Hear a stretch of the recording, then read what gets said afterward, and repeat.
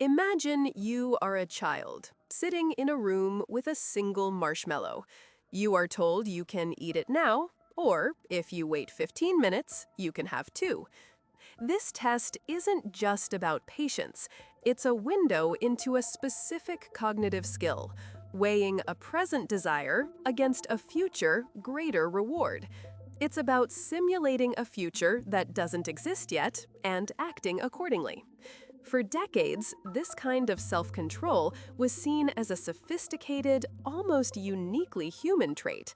But what if this ability isn't confined to the primate brain? What if it exists behind eyes that are very, very different from our own? In a laboratory at Lund University in Sweden, scientists presented a raven with a puzzle. It was a simple box containing a piece of high-value food. The raven could see the treat, but the box was sealed. To open it, a specific tool was required, a small stone that needed to be dropped into a tube to release the mechanism. The ravens learned this process quickly, but the real test wasn't about their ability to use a tool. It was about whether they could anticipate the need for one. The experiment was changed. The ravens were brought into a room and shown the tool they would need. After they picked it up, both the tool and the locked box were taken away. A quarter of an hour passed. Then, they were taken to a different room and presented with the locked box again. The vast majority of the ravens had kept the tool. They had carried and protected a useless object for 15 minutes, correctly predicting it would become useful in the future. 15 minutes is impressive, but the researchers pushed the boundary much further. The delay was extended to 17 hours. The ravens were offered the tool one evening, knowing the puzzle box wouldn't be available until the next morning. Imagine the cognitive load. They had to select the correct, currently useless item, hold onto it through a full cycle of sleep and waking, and remember its specific future purpose. They did. They selected the tool and successfully used it 17 hours later, almost 90% of the time. To ensure this wasn't just a simple association, the task was made more complex. The ravens were presented not just with the tool, but a tray of other objects: a wooden wheel, a small metal ring, a plastic figurine. These were distractors. Some of these distractors were even immediate, low-value food rewards.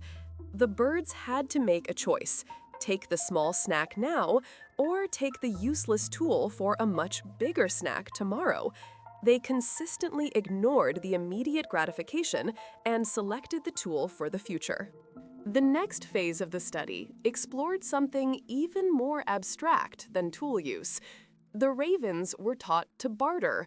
They learned that a specific, otherwise useless bottle cap could be given to a particular human experimenter in exchange for a treat. It was a token economy, a planned social interaction. The question was, could they plan for this too? Could they select and save a token whose only value was in a future exchange with another being? The setup was repeated. The ravens were presented with a tray of objects, including the special token. The human they bartered with was nowhere in sight.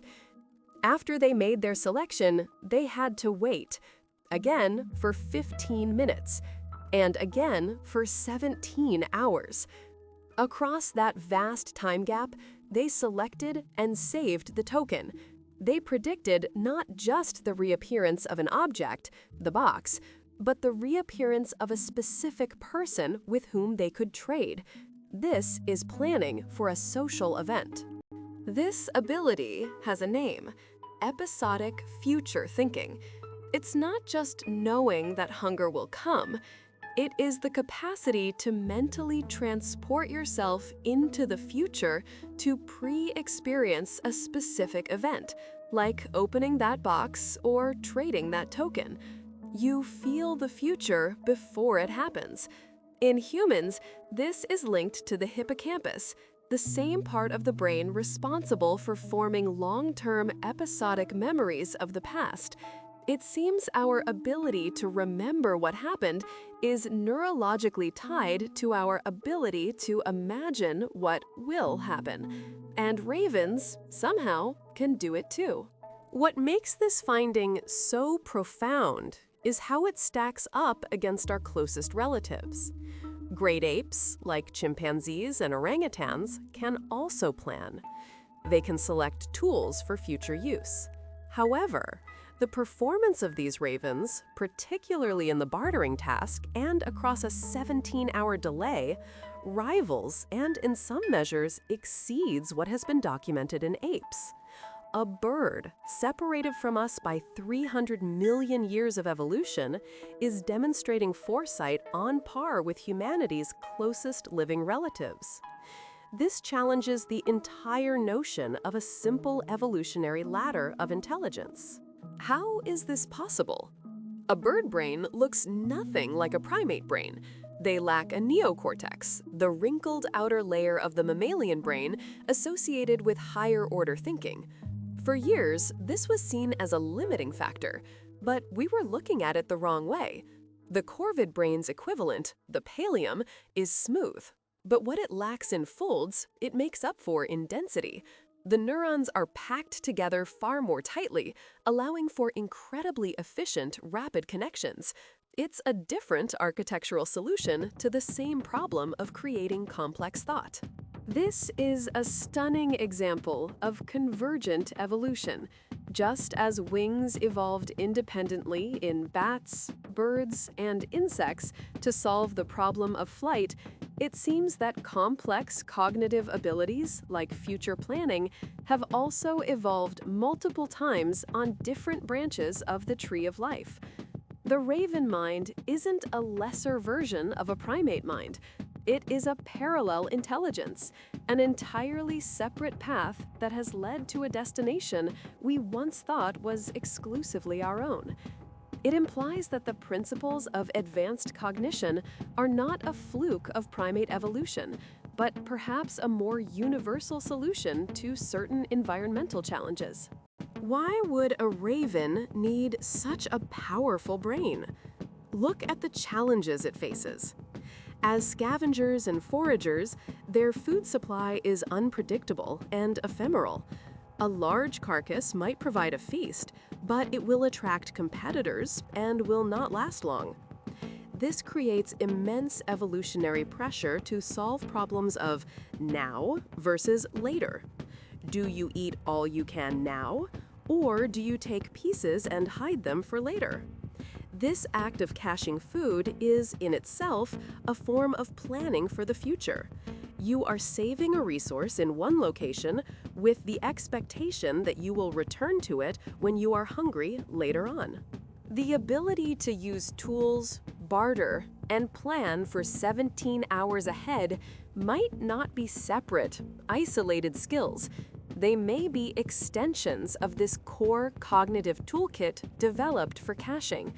Remembering what you cached, where you cached it, who was watching you cache it, and when you might need it requires immense memory and foresight. The brain that can solve this complex, three-dimensional problem of food security over time is a brain that is already equipped to solve other, more abstract problems about the future. The tools simply change from a piece of meat to a stone or a bottle cap. Monotony has grown fast. Nearly 2,700 people have watched in the last few weeks, yet less than 0.03% are subscribed. It would mean a lot if you joined by hitting subscribe. And again, thanks for watching.